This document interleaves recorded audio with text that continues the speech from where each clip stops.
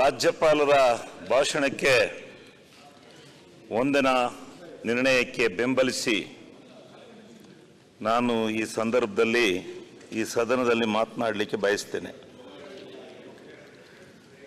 ರಾಜ್ಯಪಾಲರ ನೋಡ್ರಪ್ಪ, ನಾನು ಮೊದಲೇ ಹೇಳ್ತೀನಿ, ನೀವು ಮಧ್ಯ ಮಧ್ಯ ತಕರಾರು ಯಾರಿಗೂ ಮಧ್ಯೆ ಮಾತಾಡಬೇಡಿ.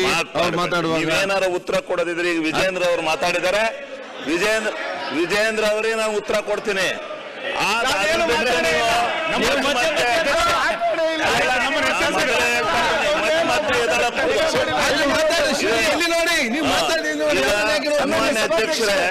ಸಭಾಧ್ಯಕ್ಷರೇ, ಈಗ ಶಿವಲಿಂಗೇಗೌಡರಿಗೆ ನಾವು ಮಾತಾಡಿ ರಾಜ್ಯಪಾಲರ ಮೊದಲು ಸರ್ಕಾರ ಆ ಕಡೆ ನೋಡ್ಬೇಡಿ, ಈ ಕಡೆ ನೋಡಿ. ನಾನು ಅಲ್ಲಿ ನೋಡಲ್ಲ. ಸರ್ಕಾರ ಇವತ್ತು ಮುಂದಿನ ವರ್ಷದಲ್ಲಿ ಕೂತ್ಕೊಳ್ಳಿ.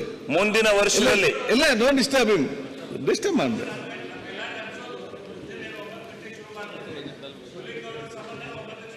ಅಂತ ಅವ್ರಿಗೆ ಅಡಿಷನಲ್ ಟೈಮ್ ಸಿಗಲಿ. ಇಲ್ಲ, ಈಗ ಅಧ್ಯಕ್ಷ ಅರ್ಧ ಕಟ್ ಮಾಡ್ತಾರೆ. ಈಗ ಅಧ್ಯಕ್ಷ ಮುಂದಿನ ಒಂದು ವರ್ಷದಲ್ಲಿ